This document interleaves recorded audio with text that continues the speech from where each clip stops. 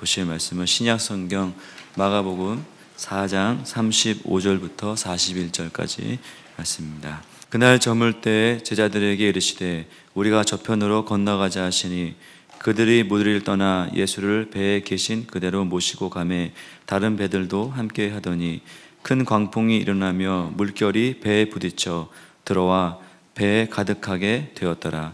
예수께서는 고물에서 베개를 베고 주무시더니 제자들이 깨우며 이르되 선생님이여 우리가 죽게 된 것을 돌보지 아니하시나이까 하니 예수께서 깨어 바람을 꾸짖으시며 바다더러 이르시되 잠잠하라 고요하라 하시니 바람이 그치고 아주 잔잔하여지더라.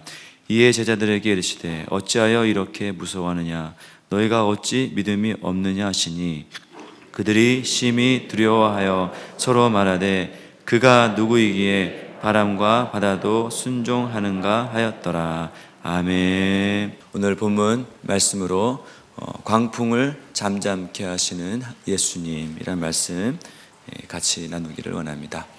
이 본문의 말씀은 마태복음 또 마가복음 누가복음에 기록된 예수님의 기적에 대한 내용입니다. 오늘 본문 말씀을 통해서 광풍을 잠잠케 하시는 하나님을 만나는 예수님을 만나는 이런 놀라운 역사가 일어나게 되실 줄로 믿습니다. 첫 번째는 이 광풍 속으로 들어가는 내용이죠. 이 본문 이 배경이 어떤 때였는가 하면 예수님이 이 공생의 사역 기간 동안 12제자를 부르시고 또 산상수훈 말씀을 증거하시고 많은 병자와 중풍병자를 치유하시고 어떻게 보면 예수님이 사역을 아주 활발하게 하시고 있었던 그런 때였습니다. 아마 이날도 예수님이 하루 종일 이 말씀을 가르치시고 병자를 치유하시고 또 많은 이 사역을 또 귀신을 내어쫓는 이런 사역을 많이 하셨겠죠. 하루 종일 이런 이 사역을 하셨을 것입니다. 그리고 이 사건이 일어난 시간이 언제였냐면은 그 날이 저물었을 때다 이렇게 말하고 있습니다. 그러니까 하루가 다 지나고 모든 사역을 마치고 이제는 이 사역을 정리하고 좀 쉬고 근데 이게 다시 숙소로 돌아가는 뭐 이런 때였을 것입니다. 하루 종일 무리들이 모여들고 변화되고 치유되고 새롭게 되는 이런 아주 바쁜 일정을 보냈어요. 그리고 나서 하루가 저물었다는 것은 이미 밤을 향해서 가고 있다. 완전히 해가 어두워졌다 이런 뜻이거든요. 그러니까 해가 완전히 어두워진 그런 때입니다. 이제는 편하게 쉬고 하루를 마감할 그런 때였죠. 그럴 때 예수님이 한 가지 제안을 하십니다. 예수님의 제안을 하시는데 우리가 저편으로 건너가자 이렇게 말씀하세요. 배를 타고 호수 반대편으로 가자 이렇게 말씀하시는 거죠. 어떻게 보면 이 뜻밖의 제안입니다. 왜냐하면 밤에는 뭘 새롭게 할 수 있는 시간이 아니죠. 뭔가를 새롭게 하는 그런 때도 아닙니다. 특별히 뭐 밤에 호수를 건너서 뭔가를 해야 될 만큼 다급한 일도 있어 보이지 않는 밤에 뭐 움직이거나 하기가 또 굉장히 어려운 것이죠. 또 예수님은 밤에 어떤 사역을 하신 경험도 별로 없으십니다. 이것을 봤을 때 어떻게 보면 예상치 못한 이런 제안을 제자들에게 하신 것입니다. 예상할 수 없는 시간에 예상할 수 없는 타이밍에 예수님이 우리에게 일어나서 건너편으로 건너가자. 저편으로 건너가자. 이렇게 말씀하고 있는 것입니다. 하루가 지나고 뜻밖의 시간에 예수님이 제자들에게 말씀을 하고 계시는 것입니다. 예수님이 어떤 말씀을 이렇게 하신다. 그것은 뭔가 새로운 일이 일어나리라는 사인인 것입니다. 예수님이 그냥 아무 의미 없이 그냥 저편 가자 그렇게 하신 것이 아니죠. 예수님이 말씀이 주어졌다. 그것은 우리에게 어떤 사건이 일어나리라는 사인이요 징조가 되는 것입니다. 그래서 그 말씀에 따라서 움직일 때 일어났던 일이 어떤 것이냐면 36절에 보면 그들이 무리를 떠나서 예수를 모시고 가매 이렇게 되었습니다. 예수님이 왜 이런 제안을 하셨는지에 대한 설명이 되는 거죠. 왜 예수님이 이 늦은 시간에 밤이 되었을 때 제자들에게 굳이 바다를 건너서 저편으로 가자 이렇게 하셨을까? 그에 대한 대답이 바로 여기 있는 거죠. 무엇이냐면 무리를 떠나기 위해서입니다. 저편으로 가자. 이 말은 이제 군중과 함께 있었던 그때를 지나서 이제 제자의 시간, 군중의 시간이 끝나고 제자의 시간이 왔다 이런 뜻입니다. 저편으로 가자. 제자의 훈련 타이밍이 시작된 그런 것이죠. 예수님은 항상 일관되게 제자를 훈련하실 때 무리들과 함께 훈련하신 적이 없습니다. 제자의 훈련과 무리의 훈련은 다른 것이죠. 무리와 제자의 삶은 전혀 다른 훈련이 필요합니다. 무리에 파묻혀서, 그러니까 군중 속에 파묻혀서는 제자의 훈련이 안 되기 때문에 예수님이 이 늦은 시간에 굳이 애써서 제자들에게 건너편으로 가자 이렇게 말씀하신 것이죠. 우리가 저편으로 가자 이 말이 무슨 뜻입니까? 얘들아 이제 훈련 시간이야 이렇게 말하는 겁니다. 예수님 하루 종일 무리 고치고 또 사역하고 하셨는데요? 아니야, 그것은 훈련이 아니야 이렇게 말씀하세요. 이제 훈련해볼까? 이런 뜻입니다. 이제 훈련 받아야지 그만 놀고 이렇게 하시는 겁니다. 우리에게도 이런 주님의 초대가 있을 수 있습니다. 뜻밖의 시간에 내가 전혀 예상하지 못하는 그 시간에 저편으로 건너가자 이럴 때가 있어요. 이제 좀 쉴만하고 이제 하루 종일 뭔가를 하고 하루 종일 애써서 열심히 나름대로 한 것 같은데 예수님이 일어나 저편으로 건너가자 이럴 때가 있어요.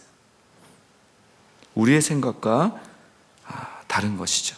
내가 좀 누우려고 하면 일어나야지 그럴 때가 있죠. 내가 좀 안주하려고 하면 어디선가 나타나셔서 우리에게 말씀하십니다. 우리가 저편으로 건너가자. 이제 저편으로 건너가야 할 그런 타이밍이 되었다는 것이죠.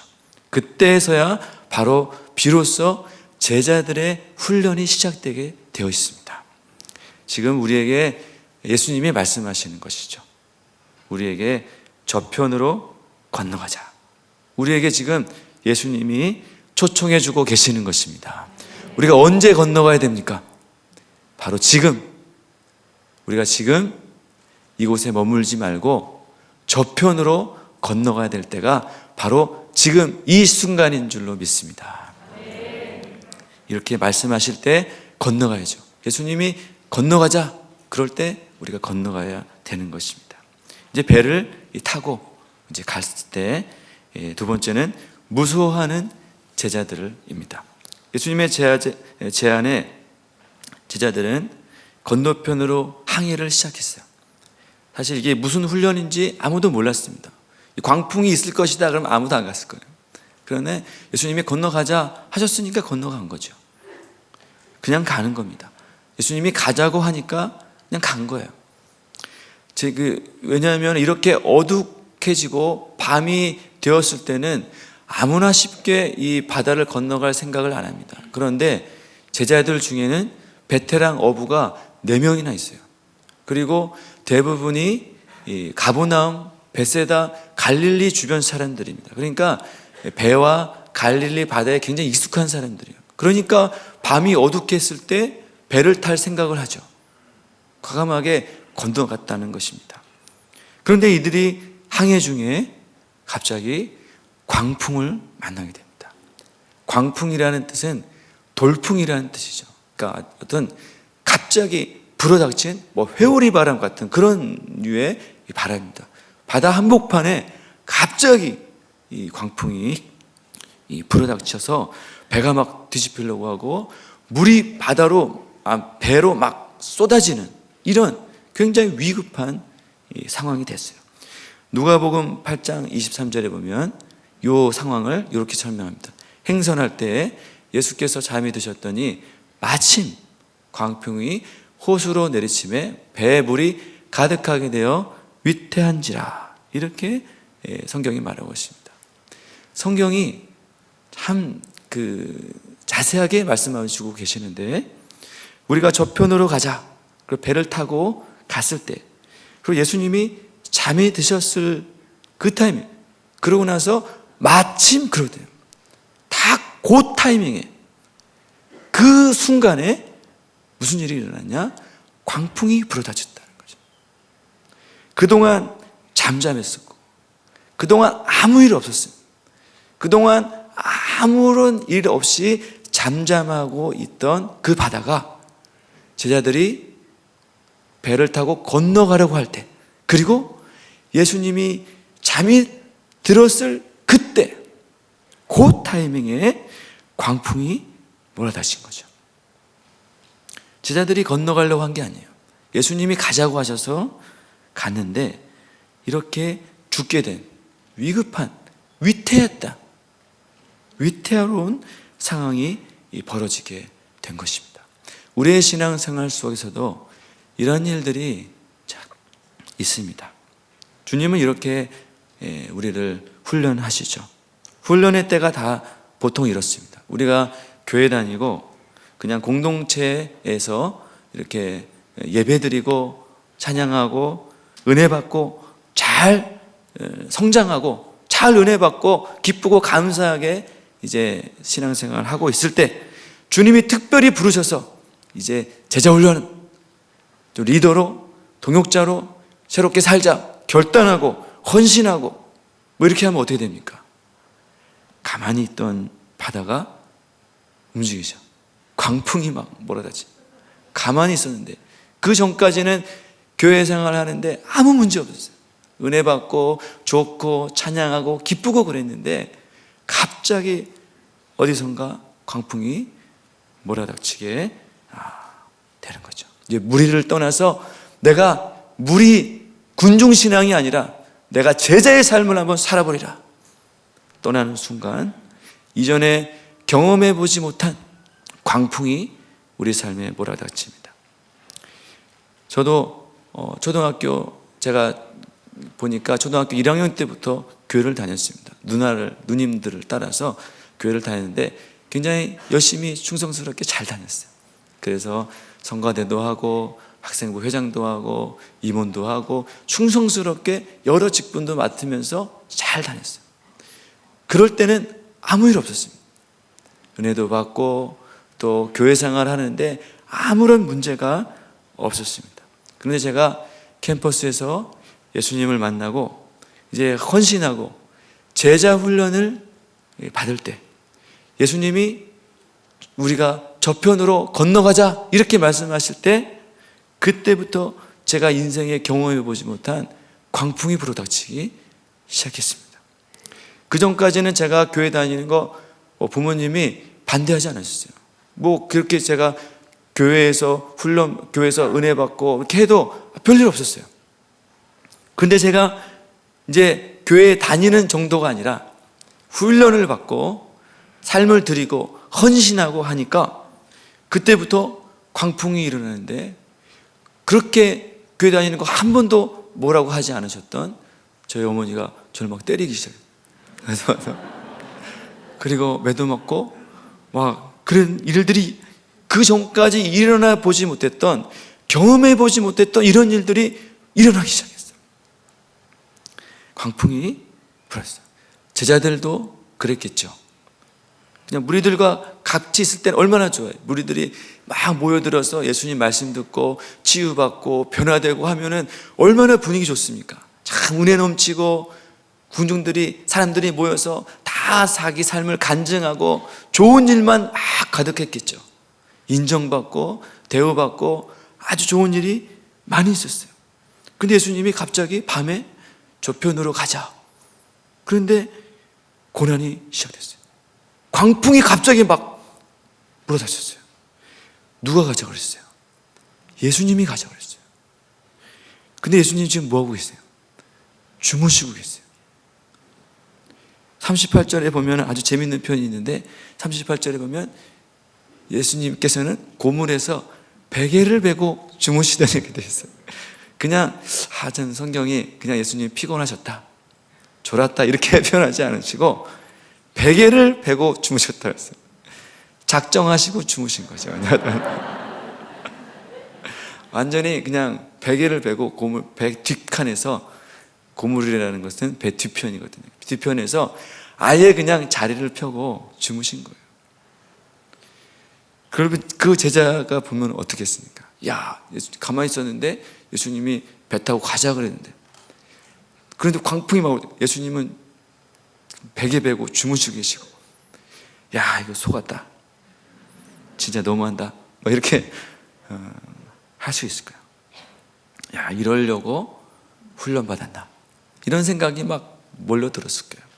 그래서 얼마나 다급했냐면은 우리가 죽게 된 것을 돌보지 않으셨습니다. 누가복음에 보면은 또 신랄하게 더 나오는데, 주여 주여 우리가 죽게 되었나이다 이렇게 됐어요. 막 죽을 것 같다는 거죠. 웬만한 상황이면 이 어부들이 이렇게 말 안 합니다. 아마 어부들이 이 평생을 갈릴리 바다에서 산전수전 다 겪은 사람들인데 웬만하면 이렇게 하겠습니까? 어부들이 자존심이 있잖아요. 웬만한 풍랑 만나서는 이렇게 말 안 합니다. 그런데 어부들이 뭐라고 했냐면 주여 주여 죽겠나이다 뭐 이렇게 했어요. 굉장히 다급하고 막 굉장히 힘들었던 거죠. 얼마나 힘들었으면 이런 말 했겠어요. 난생 경험해 보지 못한 이런 광풍을 만나서 어려움을 겪고 있는 거죠. 그러니까 우리 인생에 이런 신앙의 여정 속에서 이런 일들이 일어나게 된다는 것입니다. 예수님 말씀대로 배 타고 나왔는데 죽을 것 같아요, 이런 겁니다. 지금 내가 죽을 것 같아요, 그런 겁니다. 인생에 이런 광풍과 같은 문제가 그 전에 없었는데 왜 이런 일들이 나에게 일어납니까? 이겁니다. 광풍의 한복판에서 막 이리 뒹굴고 저리 뒹굴고 했겠죠. 여기 부딪히고 저기 부딪히면서 죽을 것 같습니다. 도대체 이게 무슨 일입니까? 나에게 왜 이런 일들이 일어납니까? 이런 일들이 우리 신앙생활 속에서 수없이 일어납니다. 예수님, 제가 뭘 잘못했어요? 예수님 말씀 잘 듣고 훈련받고 열심히 신앙생활 했는데 왜 이런 일들이 나에게 일어납니까? 내가 죽게 생겼습니다. 주님, 죽을 것 같아요. 지금 이렇게 말하고 있는 거예요. 내 인생에 이런 광풍이 몰아닥친 거죠. 예수 믿으면 모든 게 다 잘 될 줄 알았는데 어떤 건강의 광풍, 또 물질의 광풍, 어떤 재정의 광풍, 자녀 문제의 광풍, 인간관계의 어떤 광풍, 사업 문제라든지 질병이라든지 여러 많은 광풍들이 수도 없이 막 몰아치는 이런 상황이 닥쳐서 제자들은 이제 죽을 것 같습니다. 이런 상황이 되었다는 것입니다. 그때 예수님께 제자들은 도움을 청하게 되는 것이죠.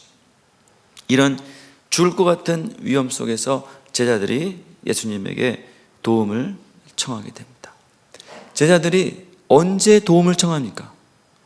언제 도움을 청하냐면은 죽게 됐을 때, 다 죽어갈 때, 그때 예수님께 도움을 청하게 되는 것이죠.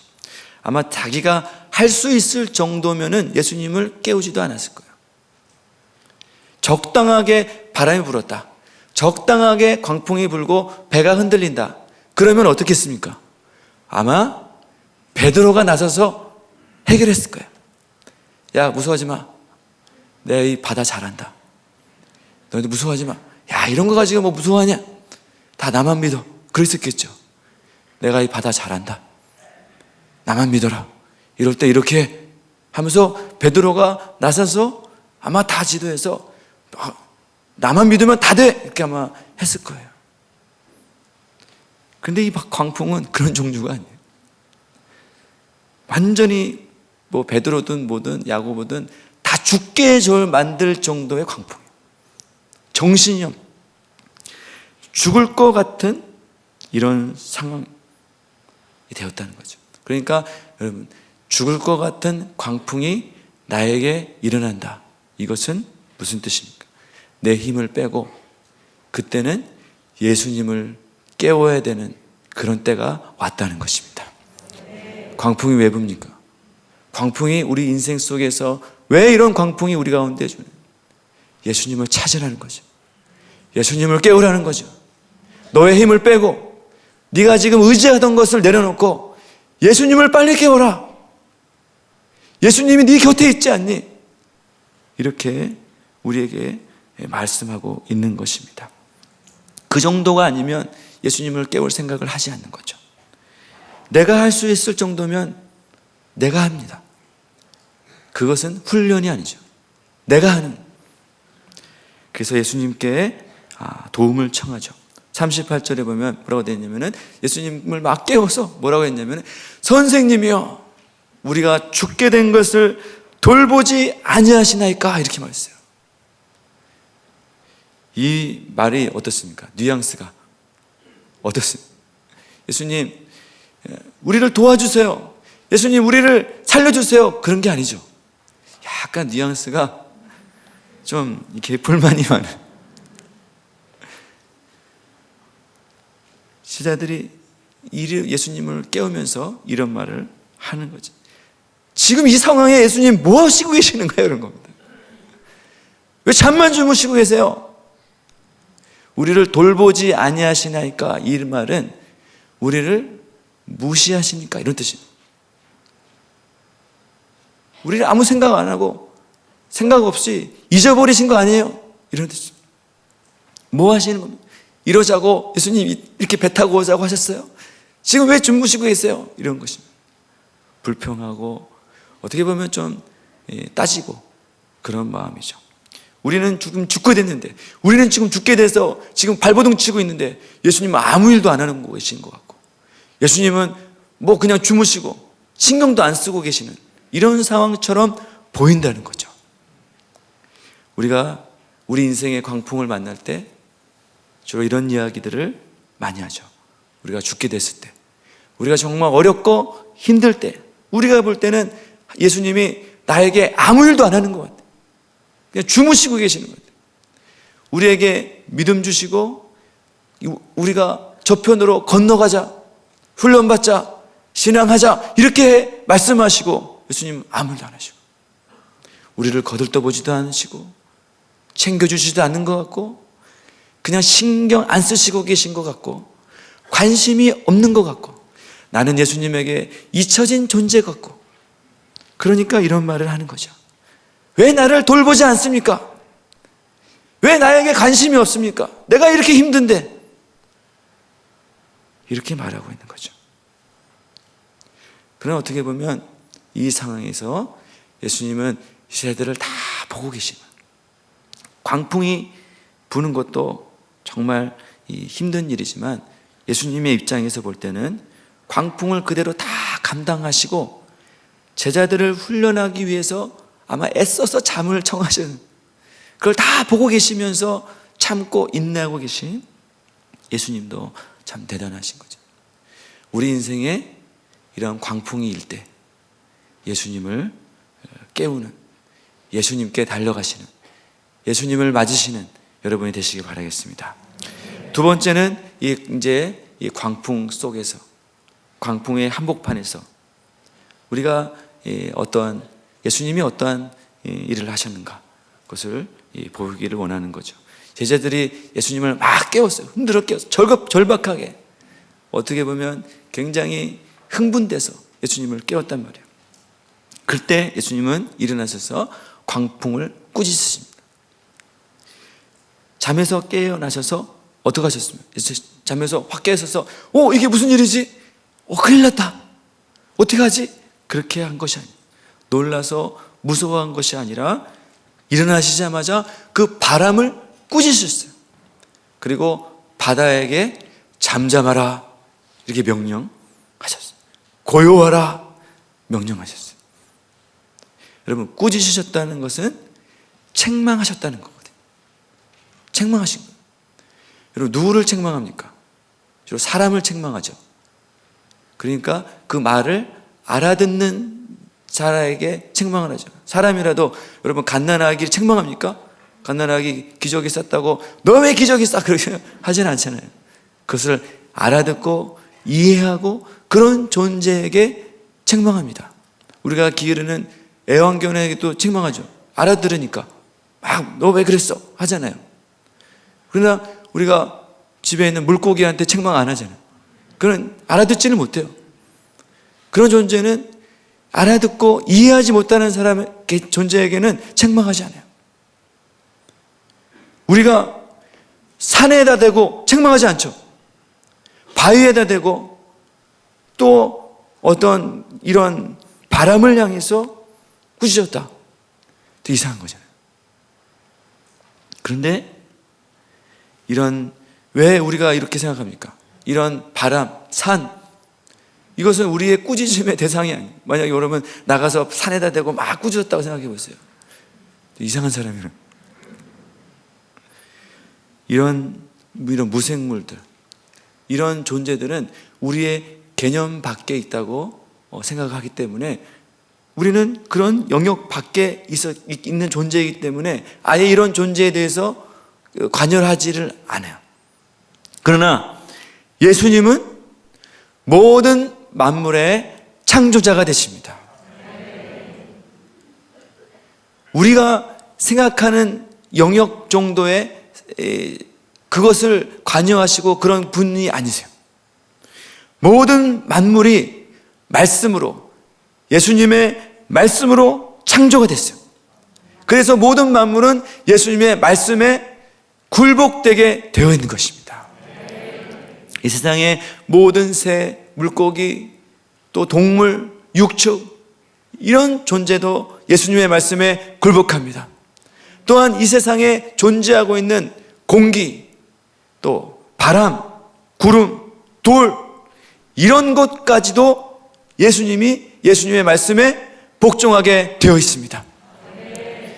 이 세상에 존재하는 모든 우주와 또 시간까지, 공간까지, 물질까지 모든 것을 창조하신 예수님의 말씀에 굴복하게 되는 줄로 믿습니다. 예수님은 우리의 창조자가 되시기 때문에 그래요. 예수님은 모든 것을 지으시고 창조하셨기 때문에 우리의 모든 것을 다스릴 수 있는 그런 분이십니다. 그래서 이스라엘 백성이 홍해 바다를 건널 때 하나님이 뭐라고 하셨습니까?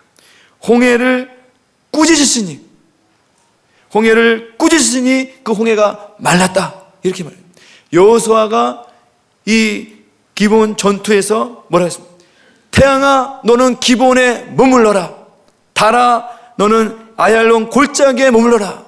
그렇게 할 때 이 천지 우주 만물도 그 말씀에 복종하게 되는 이런 역사가 일어나게 되었다는 것입니다. 이와 같이 예수님이 멈추라고 하면 멈추게 됩니다. 예수님의 말씀에 이런 권세가 있다는 것이죠. 하나님이 천지 만물을 무엇으로 창조하셨냐면 말씀으로 창조했어요. 그래서 지금도 그 말씀으로 역사하시고 그 말씀으로 일하시고 그 말씀으로 광풍을 잠재우실 수 있는 능력이 있으신 분이 바로 예수님인 줄로 믿습니다. 예수님의 말씀으로 이 바다, 광풍도 잠잠하게 되는 것이죠. 그러니까 동일하게 우리 인생에 부는 이 수많은 광풍들이 있어요. 우리의 인생 속에도 일어나는 이런 광풍과 같은 문제들, 사건들, 질병들, 우리가 너무나 감당이 안 돼서 죽을 것 같은 이런 많은 일들이 어디요? 예수님의 말씀으로 잠잠케 될 수 있다는 것입니다. 나의 능력 밖의 일들이 일어나잖아요. 내가 상상할 수 없는 그런 일들이 우리 삶 속에 너무나 많이 일어납니다. 엄청나고 대단해서 우리는 이 일에 아무 일도 할 수 없는 그런 일들이 일어나요. 그런 일들은 우리가 어떻게 생각하냐면 어떻게 되겠지, 낙담하고 좌절합니다. 나의 능력 밖의 일이니까. 그러나 그 어떤 광풍도 예수님의 말씀에 잠잠게 되는, 예수님이 멈추라 하시면 멈추는 것이고, 고요하라 하시면 고요하게 되는 것이고, 잠잠하라 하라 하시면 잠잠게 되는 것입니다. 이렇게 예수님은 광풍을 꾸짖으셔서 잠잠케 하셨어요. 그리고 나서 제자들을 또한 책망을 하셨죠. 예수님이 이 바람을 꾸짖으시고 그리고 나서 명령하실 때 바다가 잠잠게 됐어요. 이제 고요하게 됐잖아요. 그러고 나서 바람을 꾸짖으셨던 그 모습대로 어디 가셨냐면은 제자들을 향해서 책망하셨어요. 제자들에게 말씀하십니다. 40절에 보면 어찌하여 이렇게 무서워하느냐, 어찌해 믿음이 없느냐, 이렇게 말씀하셨어요. 그러면 이 말씀을 들으면 여러분 어떤 생각이 드십니까? 한번 묵상을 해보시면, 이 말씀을 생각해 보면 여러분이 만약에 광풍 속에 있는데 막 죽을 것 같아요. 막 뱃속에서 막 흔들리고 막 이렇게 그 물이 들어오고 배가 부서지려고 그러고 굉장한 위험 속에 있었어요. 그러다가 예수님의 역사로 바다가 겨우 잠잠게 돼서 겨우 살아났어요. 이게 겨우 살아났어요. 그럴 때 우리는 어떤 말씀을 기대합니까? 예수님에게 광풍 때문에 힘들었지? 야, 고생했다. 이제 좀 있으면 건너편으로 갈 거야. 힘내. 조금만 하자. 조금만 힘내. 갈 수 있어. 내가 같이 있잖아. 이렇게 말씀하면 얼마나 좋아요. 우리가 이런 말씀을 기대하죠. 그러면 어때요? 예수님 고마워요 하면서 예수님 최고 막 이렇게 이런 말씀을 기대하잖아요. 그런데 예수님이 뭐라고 하셨냐면 어찌하여 무서워하느냐, 책망을 받았단 말이에요. 그럼 광풍 속에서 어떻게 하란 말이에요? 광풍이 불어서 지금 막 배가 뒤집히려고 그러고, 광풍이 불어서 물이 막 들어오고 막 내가 주여 죽게 다닌다 막 그랬단 말이에요. 베드로 이렇게 제자들이 배가 침몰할 것 같은데 그럼 어떻게 하란 말이에요? 광풍이 불어오면 우리는 당연히 무서워하죠. 광풍이 불면 두렵고 무서워해요. 이게 당연하죠. 오죽하면 뱃사람도 죽겠다 그래요. 이 정도의 광풍이 불었단 말이에요. 그런데 예수님이 제자들을 향해서 아주 놀라운 말씀을 하셨어요. 아주 놀라운 말씀을. 어찌하여 무서워하며 어찌하여 믿음이 없느냐 이랬어요. 이 사건을 통해서 예수님이 그러니까 무엇을 말씀하십니까? 제자들의 믿음을 훈련하고 계시다는 것이죠. 이것은 광풍의 문제가 아니다. 이것은 너희의 믿음의 문제다. 눈에 보이는 이런 광풍이 문제가 아니라 이것은 믿음의 영역, 영적인 문제다. 이렇게 예수님이 말씀해 주고 있는 것입니다. 이것은 어떻게 보면 이해가 안 되죠. 좀 황당하고, 지금 광풍인데요? 광풍이 불고 있는데요? 지금 무슨 믿음입니까? 왜 이렇게 말했어요? 믿음하고 전혀 상관없는 거잖아요. 광풍은 광풍이고 믿음은 믿음인 거지. 왜 이렇게 생각할 수 있어요? 그러나 예수님은 제자들에게 이렇게 말씀하셨어요. 아마 우리들에게, 광풍을 당하고 있는 우리들에게 예수님이 이런 말씀하셨으면 아마 다 이렇게 예수님께 도대체 진짜 이럴 줄 몰랐는데 하면서 그랬을 수도 있어요. 그러나 예수님은 이렇게 말씀하셨어요. 이렇게 말씀합니다. 그러니까 무슨 말입니까? 광풍을 잠잠케 하는, 광풍이 부는 문제, 광풍을 잠잠케 하는, 광풍은 우리가 두려워할 문제가 아니라 네가 믿음이 있으면 얼마든지 잠잠케 할 수 있는 그런 영역의 문제다, 우리에게 말씀해 주고 계신 것입니다. 우리 앞을 가로막고 있는 이런 우리의 능력 밖에 광풍에 대해서 우리가 어떻게 하라는 거죠? 우리가 어떻게 하라는 겁니까? 믿음을 가져라. 눈에 보이는 그런 광풍으로 두려워하지 말고 너 믿음을 가지면 얼마든지 광풍을 이길 수 있어, 이렇게 우리에게 도전하고 계시는 것입니다. 저도 이 말씀을 묵상하면서 참 이해도 안 되고, 야, 이게 무슨 말일까? 참 회개도 많이 하고 이 말씀이 참 많이 도전이 많이 됐습니다. 그러면서 나에게 믿음이 있는가? 내게 진짜 믿음이 있는가? 난 뭘 믿고 있는가? 이렇게 좀 자신에 대해서 반문하게 됐습니다. 여러분, 우리에게 광풍은 어떻습니까? 광풍이 불면 어떻게 됩니까? 피하고 숨고 광풍이 지나가기를 바라죠. 없어지기를 바라죠. 어떻게 되겠지? 그 정도가 우리의 믿음입니다. 그 정도가 우리가 생각하고 있는 광풍에 대한 우리의 자세죠. 이런 광풍은 믿음의 영역과는 상관없다고 생각해요. 아, 이거는 광풍이지 믿음과는 상관없는 거예요. 믿음으로 해결할 일이 아니라고 그냥 단정 지어서 생각하죠.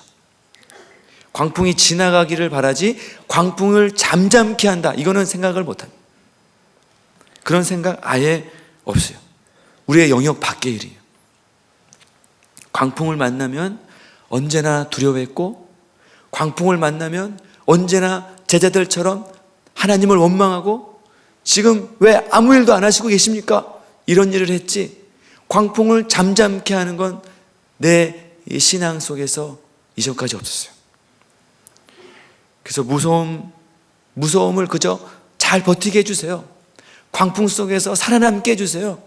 그것이 나의 기도였지, 광풍을 향해서 예수님과 같이 광풍을 꾸짖고 잠잠하라, 고요하라, 이렇게 말하는 것은 우리 신앙의 영역에 존재하지 않았어요. 말씀을 믿음으로 광풍을 잠잠케 하는 것, 이거는 우리가 경험해 보지 못했습니다. 우리는 그러면서 어떤 생각을 하냐, 우리는 우리가 될 만한 것, 우리가 가능성 있어 보이는 것, 그것을 바라고 믿는 믿음을 가지고 있어요. 그러니까 우리의 가지고 있는 믿음이, 제가 가지고 있는 믿음의 정도가 바로 그렇더라고요. 내가 어떤 것을 믿고 있느냐, 내가 할 수 있는 것을 믿어요. 내가 할 만한 걸 믿어요. 아, 이 정도는 내가 그동안에 해왔었고 이것은 내가 충분히 할 수 있는 영역이야, 그럼 믿어요. 우리가 감기에 걸리면 어떻습니까? 내가 회복될 것이라는 믿음이 있어요. 언제나 낫었고 내가 이겨낼 수 있었기 때문에 감기 정도는 이길 수 있어요. 확실한 믿음이 있어요. 두려워하지 않아요. 죽을 것 같다고 얘기하지 않아요. 좀 아파도 살아날 것이다, 이런 믿음이 있어요. 그러나 그것보다 좀 심한 질병을 얻는다든지 또 어떤 이런 치명적인 이런 질병을 얻는다든지 그러면 어떻습니까? 두려움이 임해요. 아, 이건 어쩔 수 없어요. 이것은 내 영역 밖의 일이에요. 그렇게 생각하네요. 내가 생각하는, 그러니까 믿음은 어떻습니까? 하나님에 대한 것이 아니라 내가 할 수 있느냐 없느냐, 그 정도예요. 그러니까 엄밀히 말하면 믿음이 아닌 거죠. 나는 그렇게 믿고 있었어요. 내가 좋은 믿음을 가지고 있다고 생각했는데 그냥 그 정도 믿음, 내가 할 수 있는 영역, 내가 이제까지 해왔던 영역, 그것을 믿음이라고 착각하고, 그렇죠. 내가 경험해 봤느냐, 해봤느냐, 못 해봤느냐, 그게 내 믿음의 분량이에요. 내가 할 수 있는 것을 하는 것, 다른 사람들은 그것을 믿음이라고 생각합니다. 아, 그 사람 믿음 좋습니다. 이렇게 생각해요. 지금 예수님이 제자들에게 그것을 책망하고 있는 것입니다. 너 하나님을 믿지 않고 있구나. 너 예수님을 믿지 않고 있구나. 너 하나님이 어떤 분인지를 알지 못하고 있구나. 예수님이 어떠한 분인지 알지 못하고 있구나. 이렇게 말하고 있는 것이죠. 그래서 믿음이란 무엇을 말합니까? 바로 나를 믿는 것을 내려놓는 것입니다. 내가 할 만한 것, 내가 할 수 있다고 생각했던 것, 내가 그동안에 이 정도는 내가 했었지, 그 정도 해왔던 것, 내가 익숙하게 잘하고 있었던 그것을 내려놓고 광풍과 같이 내가 한 번도 해보지 못하고 오히려 나에게 죽음을 가져다 줄 만한 그런 상황 속에서도 하나님을 바라보고 하나님을 의지하고 하나님을 신뢰하는 것, 그것이 바로 믿음이라는 것입니다. 제자들은 어떻습니까? 주님과 함께 배를 타고 있잖아요. 같은 배를 타고 항해를 하고 있었지만, 같은 배를 타고 있었지만 예수님을 믿지 않았어요. 같이 예수님과 항해를 했지만 예수님 믿지 않았어요. 그리고 입으로는 죽겠다는 말을 달고 살았어요. 믿음이 없는 사람들의 이 말들이 주로 죽겠다, 못 살겠다, 안 되겠다, 나는 안 될 거야, 이런 말들을 달고 사는 거죠. 어떻게 보면 어떻습니까? 제자들이 지금 어떤 상황이에요? 대단히 고생하고 막 죽음 속에서 고군분투하고 있는 상황이잖아요. 우리가 볼 때 어때? 굉장히 열심히 하고 있는 상황이에요. 굉장히 열심히 해요. 죽기 살기로 하고 있는 거예요. 그런데 주님이 볼 때는 믿음으로 하고 있는 게 아니에요. 믿음으로 신앙하는 게 아니에요. 주님과 함께 하고 있지만 두려워하고 믿음으로 살고 있는 게 아니라는 거죠. 그러니까 제자들이 감당할 수 있는 영역 안에서, 제자들이 해왔던 영역 안에서 자기가 할 수 있는 최선의 일만 하고 있었던 거예요. 그것이 어떤 영역입니까? 자기 배만큼의 영역이에요. 배 안에서, 뒤집어지는 그 배 안에서 자기가 할 수 있는 최선의 일들을 죽기 살기로 하고 있는 거죠. 그것이 제자들의 믿음의 분량이요, 제자들의 믿음의 영역입니다. 제자들이 믿음을 가질 수 있는 영역은 배 안밖에 없어요. 배 안이에요. 배 밖은 내가 바라보거나 제어하거나 어떻게 할 수 있는 영역이 아니에요. 그러나 예수님이 바라보고 알고 계신 영역은 배 안이 아니에요. 온 천하 만물을 지으신 천하 만물을 예수님은 바라보고 계시는 것입니다. 광풍을 잠잠케 하시는 그것을 바라보고 계십니다. 여러분, 누가 광풍을 꾸짖을 수 있겠습니까? 누가 이 광풍을 향해서 잠잠하라, 고요하라, 이렇게 말할 수 있겠습니까? 예수님과 같은 그런 믿음을 갖게 된다면, 예수님과 같은 예수님을 신뢰한다면, 예수님과 같은 그런 믿음을 가진다면 이런 역사가 그 사람에게 일어나게 된다는 것입니다. 여러분, 믿음으로, 예수 그리스도를 믿는 그 믿음으로, 광풍을 능히 잠잠케 하실 수 있는 그 예수를 믿는 믿음으로 우리 인생에 불고 있는 광풍을 향해서 담대하게 꾸짖으시고 잠잠하라, 고요해라 선포하시는 저 여러분 되시길 바라겠습니다. 그냥 어떻게 되겠지, 그냥 이러다가 사는 거야, 이러다 죽겠지, 그렇게 넋놓고 두려워할 것이 아니라 우리가 주님 앞에 믿음을 갖도록 그렇게 구해야 된다는 것이죠. 광풍을 잠잠케 하려면 광풍만한 믿음이 필요한 것입니다. 우리의 진짜 믿음은 언제 나타납니까? 진짜 믿음은 광풍 속에서 나타나요. 그 전까지는 제자들이 어떤 사람인지 아마 무리들이나 군중들에게 다 인정받고 예수님의 제자들이죠. 막 이렇게 했겠죠. 그러나 광풍을 만나보고 있으니까 그 사람의 믿음이 그대로 드러났어요. 그 전까지는 믿음이 있는지 없는지 몰랐어요. 자고 있는지 깨어 있는지 몰랐어요. 지금 자고 있는 사람이 누굽니까? 예수님이죠. 깨어 있는 사람은 누굽니까? 제자들이죠. 지금 열심히 일하고 있는 사람은 누굽니까? 제자들이죠. 지금 아무 일 안 하고 있는 사람은 누굽니까? 예수님이에요. 사람들이 볼 때는 제자들이 더 열심히 일해요. 더 충성스럽고 더 막 헌신하고 자기를 부인하고 막 하나님 앞에 열정을 쏟고 죽음 속에서 사투를 벌이고 있는 그런 사람처럼 보여요. 그런데 누가 믿음이 있습니까? 진짜 믿음 가진 사람이 누굽니까?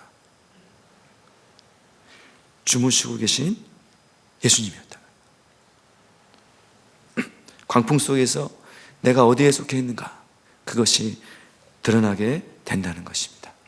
여러분, 우리 지금 이 삶의 현장에서 정말 이 인간적으로 볼 때는 너무나 안타까운 이런 인생의 광풍이 불어올 때가 있어요. 너무나 이 버거운, 정말 힘든 이런 광풍이 우리 인생 속에서 왜 이런 일들이 일어날까 할 정도의 광풍이 불어닥칠 수 있어요. 그 말은 무슨 뜻입니까? 내가 지금 믿음으로 나갈 때라는 것입니다. 주님이 우리에게 믿음을 테스트하시고, 광풍이 중요한 것이 아니다, 광풍 속에서 내가 너에게 믿음을 주기를 원한다, 이렇게 우리에게 말씀해주고 있는 것입니다. 광풍은 인간적으로 보면 우리가 죽게 된 상황이지만, 광풍은 영적으로 보면 우리의 믿음을 통해서 하나님의 영광을 맛보게 되는 축복의 시간이 되는 것입니다. 예수님이 어떻게 보면, 예수님 입장에서 보면 예수님은 광풍을 잠잠케 하는 것보다 뭐가 더 어려워요? 제자들에게 믿음을 주게 하는 것이 더 어려워요. 우리에게 있는 가장, 그러니까 더 큰 문제가 뭡니까? 광풍이 잠잠케 되는 것이 더 어려운 것이 아니라 우리의 믿음을 갖는 것이 더 어려운 거예요. 광풍을 보고 왜 우리 안 돌아보십니까? 왜 우리 죽게 생겼는데 우리 안 챙겨주시고 관심 없으십니까? 이렇게 말할 것이 아니라, 우리가 이렇게 예수님께 말할 것이 아니라 우리는 어떻게 말해야 됩니까? 이런 상황 속에서 주님, 제가 이 광풍을 잠잠케 할 믿음을 주십시오. 저의 믿음 없는 것을 도와주십시오. 제가 이 속에서도 믿음으로 이 광풍을 이겨나갈 수 있도록 도와주십시오. 그렇게 이야기해야 된다는 것이죠. 믿음으로 이 광풍 속에서 하나님의 기적을 경험하게 해주십시오. 그렇게 말해야 되는 거예요. 나의 믿음 없음을 도와주십시오. 이렇게 말해야 되는 거죠. 우리 이 귀신 들린 자녀를 데리고 나온 이 아버지의 심정이 바로 그런 것이죠. 이 뒷장 마가복음 9장에 보면 귀신 들려서 치유를 하기 위해서 데리고 나온 아버지가 나옵니다. 그런데 제자들이 고쳐주지 못했어요. 그럴 때 예수님이 나타났을 때 아버지가 이렇게 얘기합니다. 22절에, 9장 22절에 보면 귀신이 이 아들 죽이려고 불가물에 자주 던졌어요. 그러나 무엇을 하실 수 있거든 우리를 불쌍히 여기서 도와주옵소서. 이렇게 얘기했다는 거죠. 예수님, 뭘 하실 수 있거든 뭐 좀 해주세요. 할 수 있거든 뭐 해주세요. 이렇게 말해요. 마치 제자들처럼 왜 우리를 돌아보지 않으십니까? 이렇게 말한 것처럼 뭐 하실 수 있거든 좀 제발 도와주세요. 이렇게 말한 거죠. 그러면 예수님이 그래, 너무 힘들었지, 고생했다, 이렇게 말하지 않으셨어요. 예수님이 뭐라고 하셨습니까? 23절에 보면 뭐라 했냐면, 할 수 있거든이 무슨 말이냐? 너 지금 무슨 말 하느냐? 할 수 있거든이가 무슨 말이야? 이렇게 말하냐. 너 잘했다, 너 그렇게 예수님께 나왔구나, 너 잘했어, 이렇게 말하지 않으셨어요. 23절에 보면 뭐라고 되어 있냐면, 할 수 있거든이 무슨 말이냐? 믿는 자에게는 능치 못한 일이 없느니라, 이렇게 말씀해 주셨습니다. 이것이 지금 예수님이 우리 가운데 말씀해 주고 있는 것입니다. 예수님, 뭐 할 수 있으면 해주세요. 예수님, 뭐 할 수 있을 만한 일 한번 해보세요. 그게 아니야. 너 그런 모습으로 주님 앞에 나오는 거 그렇게 나오지 마라. 할 수 있거든이 그런 말 하지 말고 믿음으로 나와라. 믿는 자에게는 능치 못할 일이 없게 될 것이다. 이렇게 우리 가운데 도전해주고 계시는 것입니다. 할 수 있고 믿는 자에게는 능치 못할 일.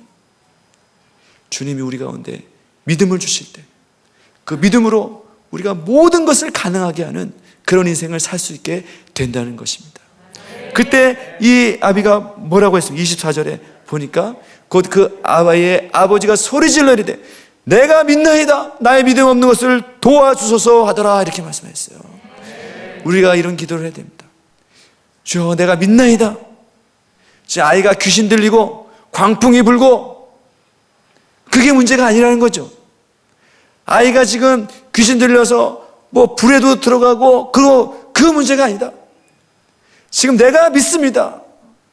내가 믿으면 되는군요. 내가 믿으면 모든 것이 가능하게 됩니다. 나의 믿음 없는 것을 도와주십시오. 이렇게 고백했다는 거죠. 우리의 기도가 이와 같이 우리의 믿음 없는 것을 도와주시고 주님이 말씀해 주신 대로 내가 믿음을 가지면 나에게 믿음이 들어오면 모든 것이 가능케 되는 이런 역사가 일어나게 될 줄로 믿습니다. 주님, 저에게 믿음을 주십시오. 나의 믿음 없는 것을 도와주십시오. 눈에 보이는 이런 광풍, 그거 문제가 아닙니다. 광풍이 문제가 아니라 나에게 믿음 없는 것이 문제입니다. 저의 믿음 없는 것을 회개합니다. 주님, 믿게 하여 주십시오. 이렇게 기도해야 된다는 것입니다. 그럴 때 광풍이 예수님의 능력으로 잠잠케 되고, 마지막 세 번째는 이제 광풍이 그치게 되었습니다. 어떻게 보면 광풍의 시간이 이제 끝났어요. 광풍이 불 때 제자들이 어떻게 했냐면은 광풍이 무서웠어요. 광풍 때문에 막 죽게 됐다. 그렇게 말했죠. 그래서 광풍이 얼마나 심했으면 제자들이 광풍 때문에 죽겠다. 무섭다. 그래서 예수님이 깨셔서 광풍을 잠잠케 하셨어요. 그리고 나서 제자들의 반응이 뭡니까? 41절에 보니까 뭐라고 되어 있냐면은 그들이 심히 두려워하여 서로 말하되 그가 누구인기에 바람과 바다도 순종하는가 하였더라. 이렇게. 광풍이 불 때는 광풍이 두려웠어요.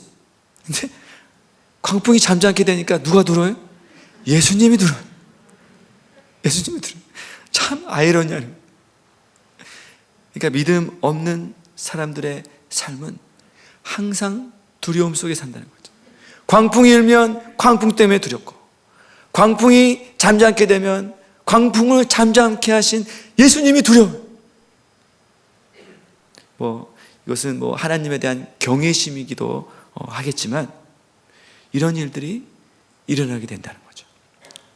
거라사인이 날마다 소리 지르고 이렇게 설사랑 다 끊어버리고 할 때 사람들이 거라사인을 다 두려워했잖아요.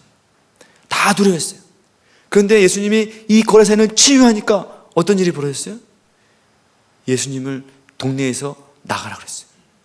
예수님이 두렵고 예수님을 거부하고, 물론 이것이 영적인 반응이지만 이런 일들이 일어나게 된다는 거죠. 믿음이 없으면 언제나 두려워하는 인생이 됩니다. 두려움 속에 살아갑니다. 두려움은 사단이 이용하는 가장 강력한 무기예요. 두렵다. 이미 사단에게 패배한 것이죠. 악한 영이 우리에게 일하고 있다는 결과물이 바로 두려움입니다. 두려움과 걱정과 염려가 끊이지 않는 거죠. 한 광풍이 지나가면 그 다음 광풍이 올 것을 두려워요. 염려해요. 또 다른 일이 벌어질까? 또 염려하고 걱정하고 이런 일들이 계속 반복되는 거죠. 어떻게 보면 제자들은 이런 기적 중에서도 믿음을 갖기가 참 어려웠던 그런 사람들인 것 같아요. 이것이 무슨 영역입니까? 이것이 바로 믿음의 영역이기 때문에 그랬어요. 이것은 인간적으로 가르치고 인간적으로 지식으로 또 배워서 되는 것이 아니라 믿음을 가질 때만 예수님이 어떤 분이신지 또 이것이 무슨 뜻인지 이해하고 적용할 수 있게 되는 것입니다. 여러분, 믿음의 눈이 떠질 때 이제는 우리 인생 속에서 다른 영역이 보이게 되는 거예요. 눈에 보이는 광풍이 불면 두려워하고 없어지면 안전하고 그런 영역이 아니라, 그런 인생이 아니라, 광풍이 불던, 광풍이 잠잠케 되치거든 그것과 상관없이 또 다른 영역에 눈이 떠지는 인생, 그게 바로 믿음의 눈이 열리게 되는 것이죠.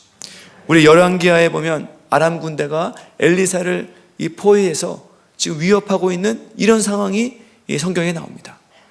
그때 이 엘리사와 같이 있었던 사환이 어떻게 얘기합니까? 열왕기하 6장에 보면 이렇게 되어 있죠. 하나님의 사람이 사환이 일찍 일어나서 나가보니 군사와 말과 병거가 상업을 에워싸고 있어요. 그 사환이 엘리사에게 말하되, 이것도 그랬어요. 여기도 막 주여 우리가 어찌하리까. 제자들하고 똑같죠. 주여 죽겠나이다 이러거든. 하면서 막 그냥 한탄하고 어떻게 합니까? 막 그렇게 울고불고 막 했겠죠. 그럴 때 16절에 뭐라 했습니까? 대답할 때 두려워하지 말라. 두려워하지 마라. 이렇게 말씀해요. 우리와 함께한 자가 그들과 함께한 자보다 많음이니라. 이렇게 말씀하셨습니다. 이것이 어떻게 가능해요? 인간적으로 볼 때는 당연히 군대가 많죠. 아람 군대가 많아요. 그러나 엘리사가 볼 때는 그게 아니라는 거죠. 왜 그렇습니까? 17절에 보니까 기도하여 이르되 여호와여 원하건대 그의 눈을 열어서 보게 하옵소서. 이렇게 했어요. 그럴 때 여호와께서 그 청년의 눈을 여심해 그가 보니 불말과 불과 산에 가득하여 엘리사를 둘렀더라. 이렇게 봤습니다. 그러니까 뭐가 중요한 겁니까? 뭐가 문제입니까?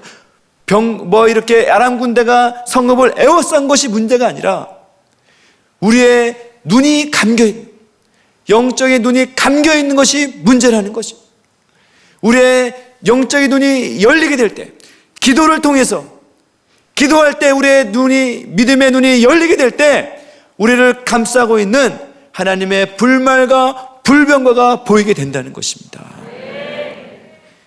우리의 인생에 군대 많고 적음, 또 풍랑, 이것이 문제가 아니라 우리의 믿음의 눈이 열릴 때, 영안이 열릴 때, 청년의 눈이 열리는 것처럼 우리 속에서 하나님의 이 군대를 보고 하나님을 바라보고 이런 믿음의 눈이 열릴 때, 그때 우리 가운데 두려워하지 않게 된다는 것입니다.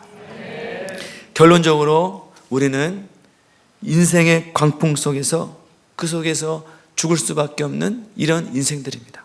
그러나 주님의 잠잠케 하시는 그 은혜로 우리는 구원받았어요. 또한 우리 인생을 살다가 여러 가지 광풍을 계속해서 만나게 됩니다. 광풍은 없을 수가 없어요. 광풍이 안 불 수가 없어요. 그러나 광풍은 항상 있는 것도 아닙니다. 광풍이 언젠가는 그치게 돼요. 광풍은 일정 특정한 시간에 부는 것이 광풍이에요. 잠시 있다가 지나가게 됩니다. 이 광풍은 바로 우리가 믿음으로 주님 앞에 나가야 될 시즌이 되는 것입니다. 이 속에서 예수님만이 광풍을 잠잠케 하실 수 있는 유일한 우리의 창조주가 되신다는 것을 믿는 믿음으로 싸워 나가시기를 바라겠습니다. 주님은 우리에게 이 광풍에 대해서 맞서 싸워라, 이겨라, 그렇게 하지 않으셨어요. 오히려 너의 노력을 내려놓고 예수님 한 분만을 의지하는 믿음을 가져라. 그러면 이것이 전혀 두렵지 않고 너의 눈이 열리게 될 때 너를 둘러싸고 있는 불말과 불병거가 보이게 될 것이다. 우리 가운데 말씀해주고 있는 것입니다. 이번 한 주간도 우리 인생 속에 불어닥치는 광풍을 믿음으로 뚫고 나가서 잠잠케 하는 이런 기적을 경험하시는 저와 여러분 되시기를 바라겠습니다.